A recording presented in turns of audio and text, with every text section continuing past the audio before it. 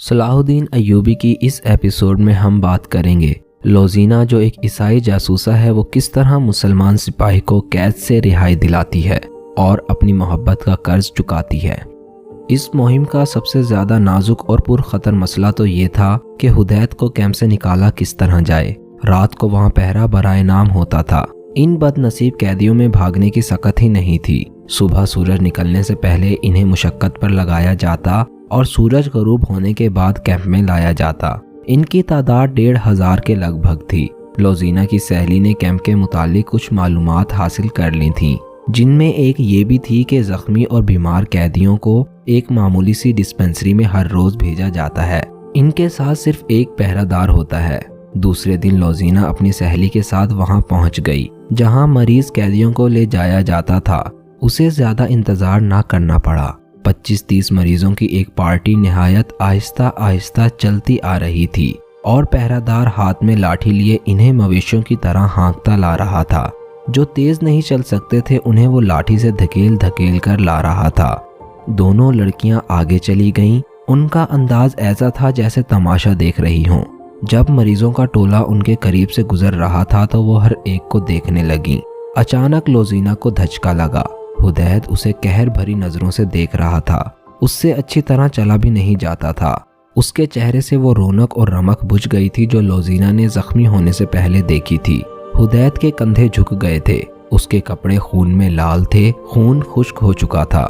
لوزینہ کی آنکھوں میں آنسو آ گئے مگر حدید کی آنکھوں میں نفرت تھی۔ اس نے منہ پھیر لیا۔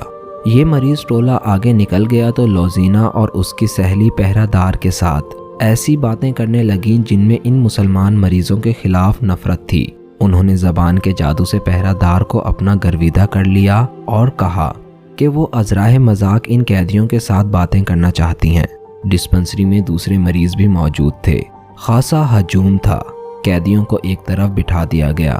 لوزینہ ان کے قریب چلی گئی اور اس کی سہیلی نے پہرے دار کو باتوں میں الجھا دیا۔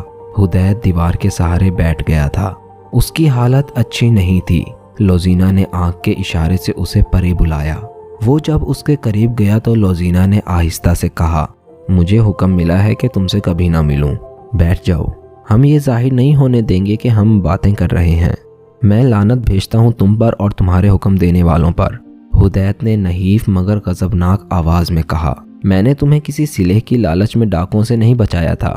وہ میرا فرض تھا۔ کیا تم فرض ادا کرنے والوں کے ساتھ یہ سلوک کرتے ہو؟ چپ رہو حدید، لوزینہ نے رندھیائی ہوئی آواز میں کہا۔ یہ باتیں بعد میں ہوں گی۔ مجھے بتاؤ کہ تم کس جگہ رات سوتے ہو۔ آج رات تمہیں وہاں سے نکالنا ہے۔ حدید اس سے بات نہیں کرنا چاہتا تھا۔ لوزینہ نے اسے آنسوؤں سے اور بڑی مشکل سے یقین دلایا کہ وہ اسے دھوکہ نہیں دے رہی۔ حدید نے بتایا کہ وہ رات کو کہاں سوتا ہے۔ وہاں سے نکلنا مشکل نہیں تھا، لیکن نکل کر وہ جائے گا کہاں؟ انہوں نے جلدی جلدی میں فرار کا منصوبہ بنا لیا۔ مسلمانوں کا کیمپ ایسی نیند سویا ہوا تھا جیسے لاشوں کی بستی ہو۔ پہرہ دار بھی سو گئے تھے۔ یہاں سے کبھی کوئی بھاگا نہیں تھا۔ بھاگ کر کوئی جاتا بھی کہاں؟ اس کے علاوہ پہرہ داروں کو یہ بھی معلوم تھا کہ کوئی ایک آدھ بھاگ بھی گیا تو کون ان سے جواب طلبی کرے گا۔ رات کا پہلا پہر ختم ہو رہا تھا کہ پھٹے پرانے ایک خیمے میں سے ایک آدمی پیٹ کے بل رینگتا ہوا خیموں کی اوٹ میں وہاں تک چلا گیا جہاں اسے کوئی پہرہ دار نہیں دیکھ سکتا تھا۔ آگے اسے اندھیرے میں بھی کھجور کا درخت نظر آنے لگا جہاں تک اسے پہنچنا تھا۔ ایک سایہ سر سے پاؤں تک موٹے کپڑوں میں لپٹا ہوا کھڑا تھا۔ رینگنے والا اٹھ کھڑا ہوا اور کھجور کے تنے تک پہنچ گیا۔ وہ حدید تھا۔ لوزینہ اس کی منتظر تھی۔ تیز چل سکو گے؟ لوزینہ نے پوچھا۔ کوشش کروں گا، حدید نے جواب دیا۔ وہ کیمپ سے دور نکل گئے۔ آگے وسیع علاقہ غیر آباد تھا۔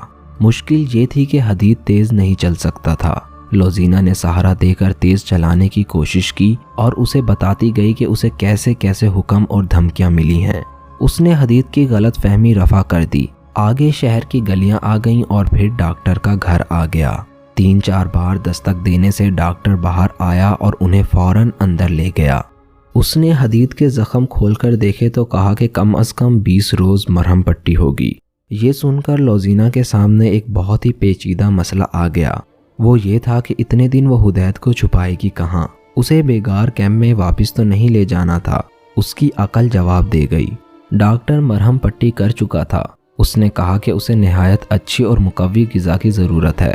لوزینا اسے پرے لے گئی اور کہا، یہ جہاں رہتا ہے وہاں اسے اچھی غذا نہیں مل سکتی، میں گھر میں اسے اپنے پاس نہیں رکھ سکتی، آپ اسے یہیں رکھیں اور جو چیز اس کے لیے فائدہ مند ہو وہ کھلائیں، مجھ سے آپ جتنی قیمت اور اجرت مانگیں گے دوں گی۔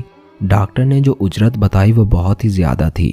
لوزینا نے کم کرنے کو کہا تو ڈاکٹر نے کہا، تم مجھ سے بہت ہی خطرناک کام کرا رہی ہو، میں جانتا ہوں کہ یہ شخص مسلمانوں کے کیمپ سے لایا گیا ہے اور یہ مصری فوج کا سپاہی ہے، تمہارا اس کے ساتھ کیا تعلق ہے؟ مجھے منہ مانگی اجرت دو گی تو تمہارا یہ راز میرے گھر سے باہر نہیں جائے گا۔ مجھے منظور ہے، لوزینا نے کہا، اور یہ بھی سن لو ڈاکٹر، اگر یہ راز فاش ہو گیا تو آپ زندہ نہیں رہیں گے۔ ڈاکٹر نے حدید کو ایک کمرے میں لٹا دیا اور اسے بتایا کہ وہ ٹھیک ہونے تک یہیں رہے گا۔ اس نے اندر سے اسے دودھ اور پھل لا دیے اور لوزینا کو ایک اور کمرے میں لے گیا۔ دوسرے دن لوزینا اور اس کی سہیلی نے کیمپ کی جاسوسی کی، ڈسپینسری میں گئیں، مریض قیدی وہاں لے جائے گئے۔